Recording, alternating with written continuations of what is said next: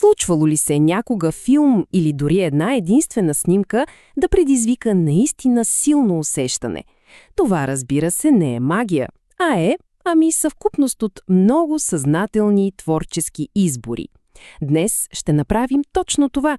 Ще разглобим целия този процес, за да видим как едно настроение се изгражда от нулата, парче по парче. Всичко започва с една единствена идея. Да вземем за пример описанието на списание «Ел Декор» за една детска стая, като излязла от приказките. Добре, но как точно се постига това? Какво превръща една обикновена стая в магическо пространство? Отговорът всъщност се крие в детайлите, които заедно създават едно цялостно преживяване. И така, нека започнем от самото начало. Първият и може би най-важен слой е физическата среда, сцената, ако щете. Точно тя полага основите на настроението и задава тона за всичко, което предстои. Добре, да се потопим. Ето как се случва магията. Всичко тръгва от основата – цветовата палитра. Нежни, пастелни тонове веднага създават усещане за спокойствие. После се надгражда с декора, плюшени играчки, ръчно рисувани стенописи. Те внасят игривост. За да стане още по-уютно, се добавят естествени материали, като дърво и бамбук, които придават топлина. И накрая, всичко това се обединява от една тема, да кажем джунгла, която просто разпалва въображението. Добре, значи пространството е готово. Но това е само половината работа. От решаващо значение е как публиката вижда всичко това. И тук, разбира се, на сцената излиза камерата.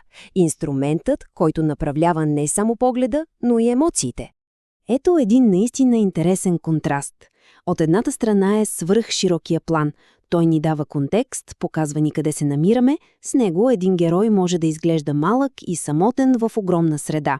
А от другата – близкия план. Той изтрива всичко останало и ни кара да се фокусираме изцяло върху емоцията, създавайки мигновенна, интимна връзка. А това тук е просто брилянтно. Вижте как само една промяна на ъгъла преобръща изцяло динамиката на силата.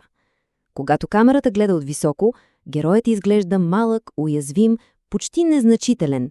Но, ако обърнем перспективата и снимаме от нисък ъгъл, същия този герой изведнъж изглежда могъщ, доминиращ, внушителен. Разбира се, има и нещо още по-силно. Това е върховният инструмент за потапяне – кадърът от гледна точка, или POV. Тук камерата се превръща в очите на героя. Това е най-директният начин да се влезе буквално в обувките на персонажа и да се преживее сцената през неговия поглед. Да преминем към следващия слой. Имаме сцена, имаме и гледна точка. Време е да създадем атмосфера. А това почти винаги започва със светлината. Изкуството да се рисува настроение. Ето една класическа професионална техника. За да се пресъздаде онова убедително усещане за сутрешна слънчева светлина, често се използват три източника. Първо, слънцето. Това е силна лампа отвън, която имитира истинското слънце. Второ, симулира се отразената от земята светлина, като се насочва друг източник към лъскава повърхност.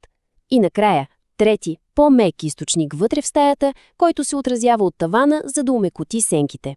Ключът е в наслояването, което създава дълбочина и реализъм. И как тази красива светлина става още по-видима, още по-осезаема?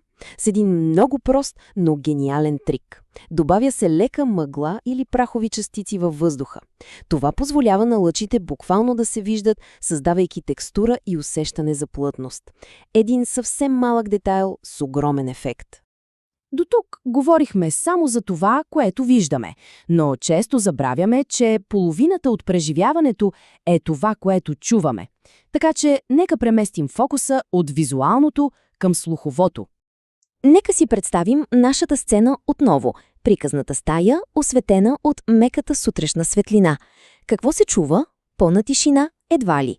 Звуковият дизайн, също като всичко останало, се изгражда на слоеве. Първият и най-интимен слой се нарича фоли. Това са звуците, които героите създават – шумоленето на дрехите, тихите стъпки, докосването на предмети. Тези малки специфични звуци карат сцената да се чувства жива и много, много реална. След това трябва да поставим тази наша интимна сцена в един по-голям жив свят. Тук се намесва амбиента. Това е фоновия звук, далечния шум на трафика, чуроликането на птици навън. Тези неща ни напомнят, че светът извън тази стая продължава да съществува. И накрая, разбира се, идва музиката. Това е, може би, най-директният инструмент за емоционално въздействие. Една мечтателна и спокойна мелодия може съвсем изрично да подскаже как точно трябва да се чувства публиката в този момент. И така, сгубихме всички парчета от пъзела. Нека видим как тези на пръв поглед отделни творчески слоеве се сливат, за да създадат едно единствено, цялостно и завършено преживяване. Всичко е свързано. Пространството задава основното настроение. Обективът ни казва къде да гледаме. Светлината рисува атмосферата, а звукът изгражда света около нас. Нито един от тези елементи не работи сам за себе си. Те са като инструменти в оркестър, които заедно създават една обща, хармонична емоция.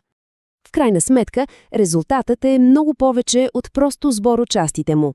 Така че следващия път, когато се гледа филм и се усети нещо силно, тръпка, спокойствие, напрежение, може би си струва да се погледне отвъд картината.